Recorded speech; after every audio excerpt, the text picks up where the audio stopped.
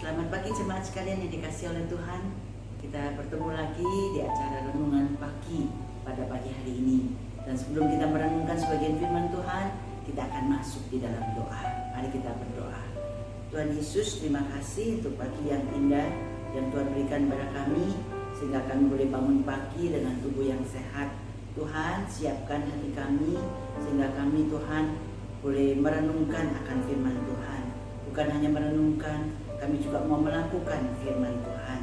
Berkati hamba-Mu Tuhan, pakai hamba-Mu, jadikan hamba-Mu berkat buat setiap kami yang mendengarkannya, sehingga kami boleh melakukannya. Di dalam nama Tuhan Yesus kami berdoa. Amin. Jemaat sekalian yang dikasihi Tuhan, hari ini kita akan merenungkan sebagian firman Tuhan yang diambil dari Lukas pasal 23 ayat 50 sampai 56. Saya beri tema berani ambil risiko. Di dalam kehidupan di dunia ini, seringkali kita diperhadapkan dengan banyak sekali masalah.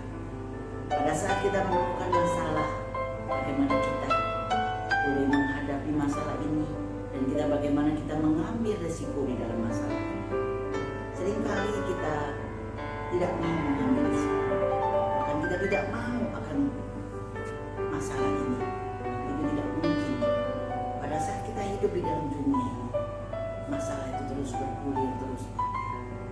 Saudaraku sekalian yang dikasihi oleh Tuhan, contoh yang terbaik yaitu Tuhan berikan kepada kita pada saat dia di dalam doa di Getsemani. Di sana dia diperhadapkan satu masalah yang begitu pelik. Dia harus meminum cawan pahit, ataukah dia meninggalkan cawan pahit? Kenapa sih dia harus mengambil cawan pahit? Pada saat dia mengambil cawan pahit ini, berarti dia harus mengambil satu resiko, yaitu dia dipisahkan dari Allah Bapa. Kenapa dipisahkan dari Allah Bapa? Karena dia sudah menanggung semua dosa daripada manusia. Pada saat dia menanggung semua dosa manusia, jadi dia resikonya dia harus mati di kayu salib. Saudaraku sekalian yang dikasihi oleh Tuhan, pada saat Tuhan Yesus diperhadapkan dengan masalah ini, apa yang dia lakukan? Dia berani mengambil risiko. Dia mengambil cawan pahit ini untuk dia terima. Karena ada masalahnya. Kenapa Tuhan mau mengambil cawan pahit ini?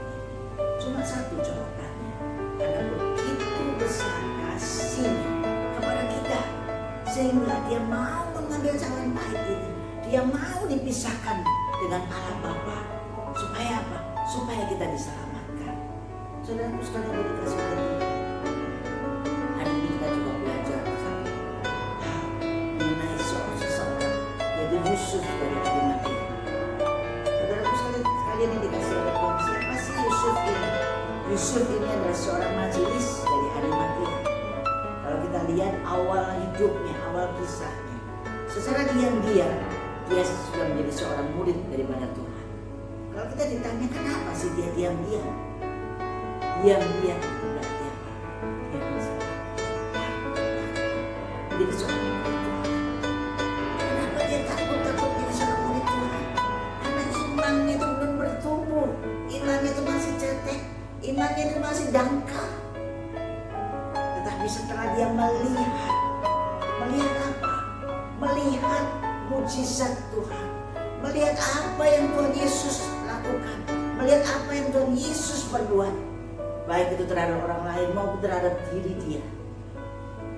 Dan pada saat dia melihat pengorbanan Tuhan di atas kayu salib, luar biasa. Tiba-tiba dia bisa mengambil, punya suatu keberanian yang luar biasa.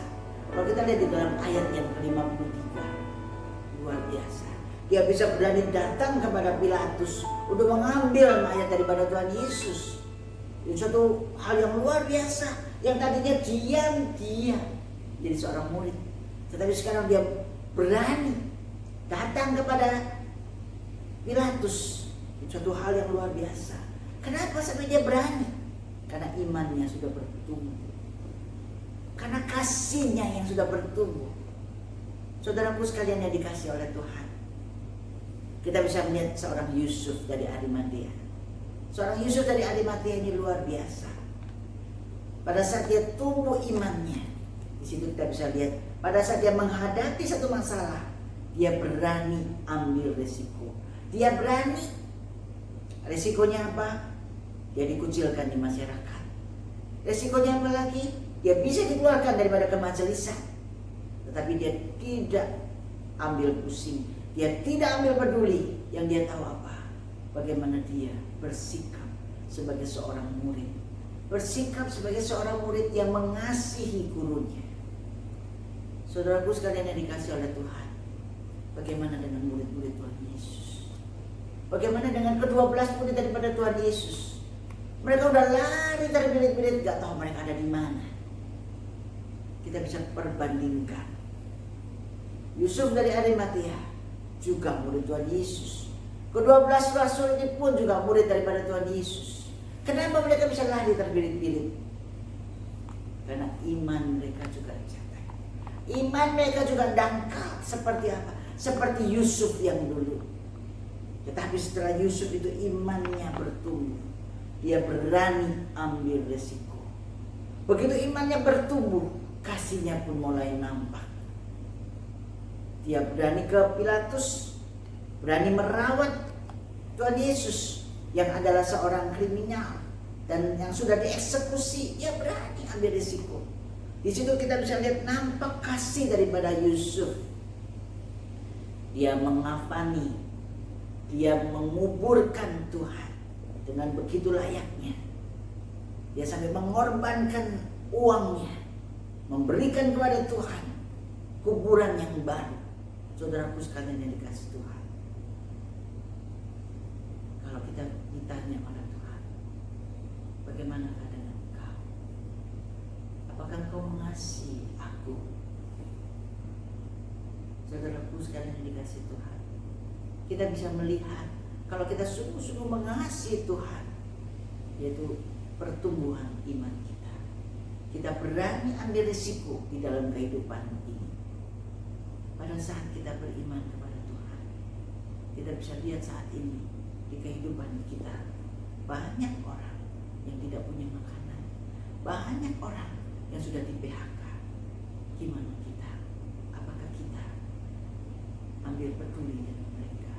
Apakah kita peduli dengan orang-orang sedemikian? Apakah kita mau berani ambil risiko? Mari kita berdoa.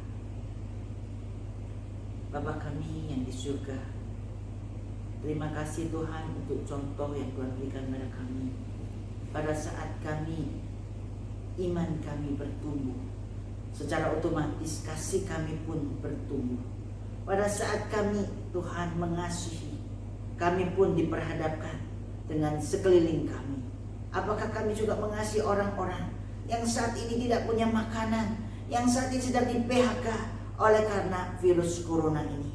Tuhan, jamah kami, lawat kami, tumbuhkan iman kami, sehingga kami punya kasih yang daripadamu Tuhan. Terima kasih Tuhan. Kami berdoa, kami mengucap syukur, kami menyerahkan renungan kami di pagi hari ini. Di dalam nama Tuhan Yesus kami sekali lagi mengucap syukur. Amin. Amin. Bapak Ibu sekalian, kiranya Tuhan Yesus memberkati.